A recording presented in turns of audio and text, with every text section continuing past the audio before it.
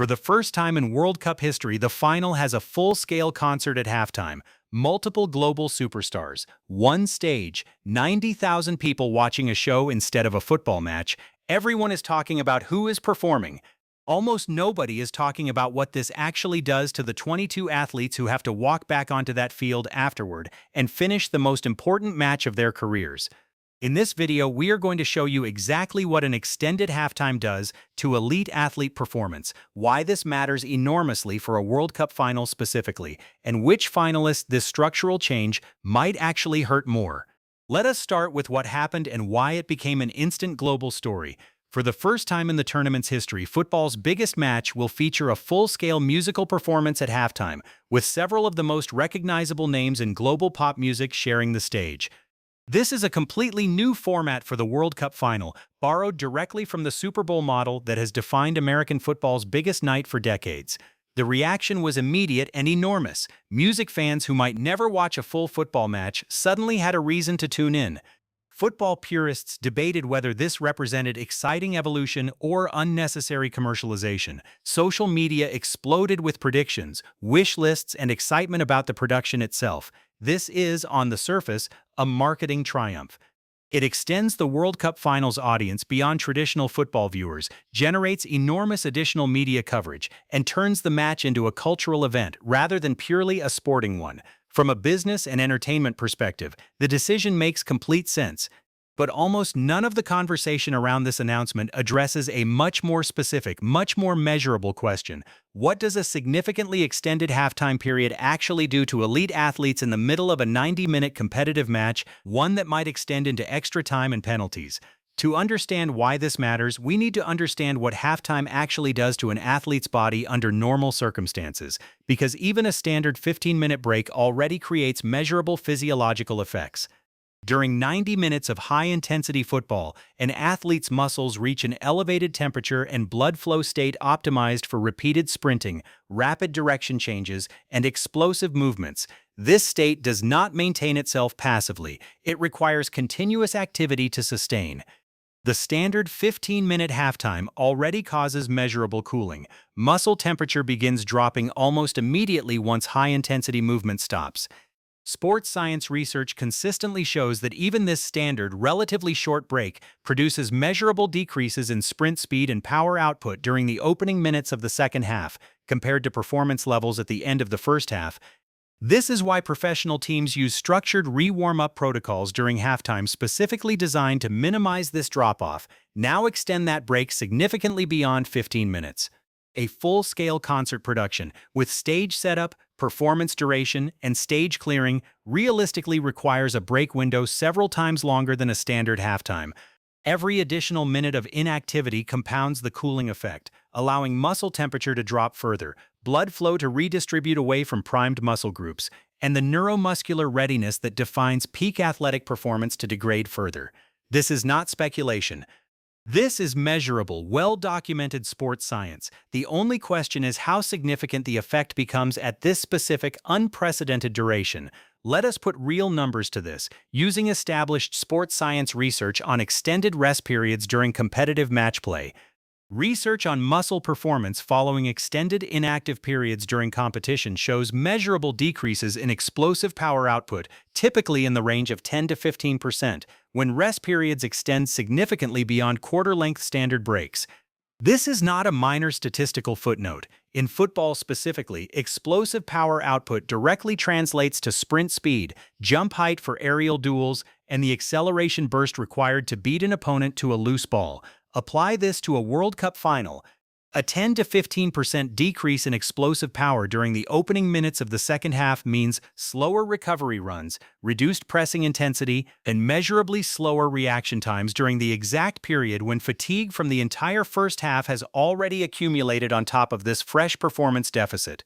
This effect is not permanent.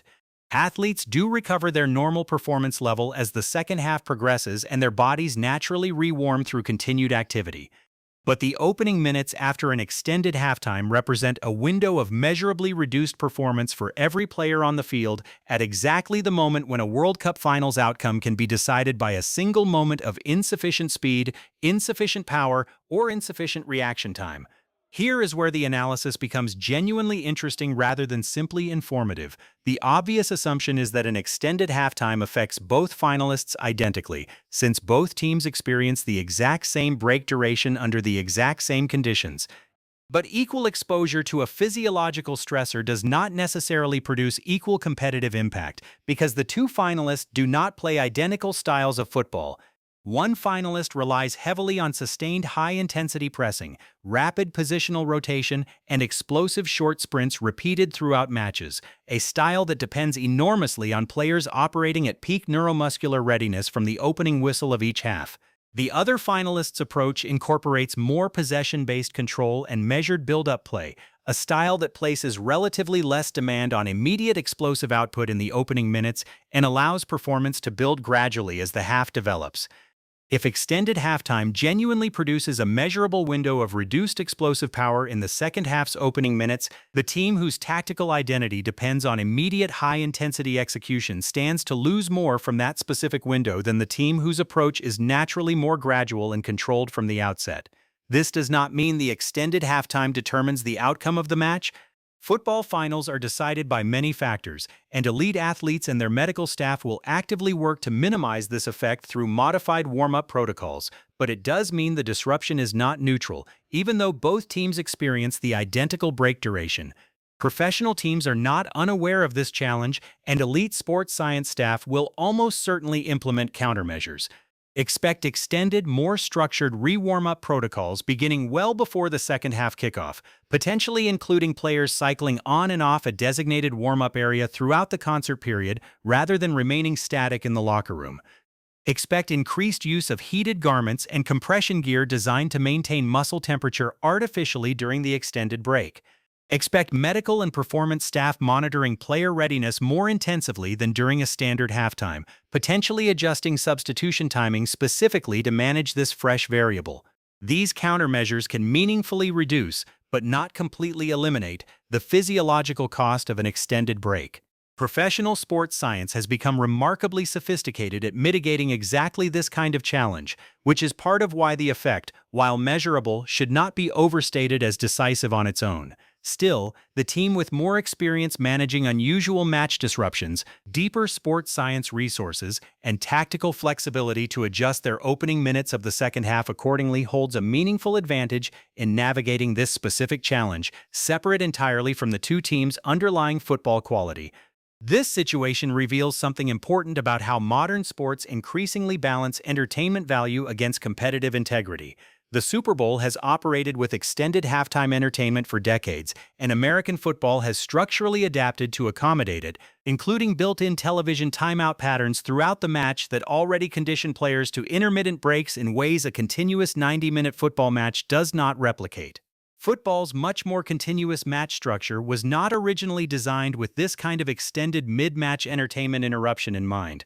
As major sporting events increasingly chase the kind of cultural crossover moment this halftime show represents, competitions may need to more explicitly study and account for the specific physiological costs these entertainment additions impose on elite performance, rather than treating them purely as broadcast and marketing decisions separate from what happens on the field itself. So here is what this means for how you watch the final itself. Pay close attention to the opening 10 to 15 minutes of the second half specifically. Watch for which team appears to find their rhythm and intensity first, and which team seems to need longer to reach full pace. Watch for early second half chances that come from moments of hesitation or slightly delayed reactions rather than clear tactical breakdowns. If the physiological effect we have outlined here is as real as the underlying sports science suggests, the opening minutes of the second half may tell us something the rest of the match does not. Which team's medical and performance staff prepared most effectively for a challenge that has never existed in a World Cup final before? Whether that window ends up mattering for the final result is something only the match itself can answer. Soccer fashion, what the numbers saw first.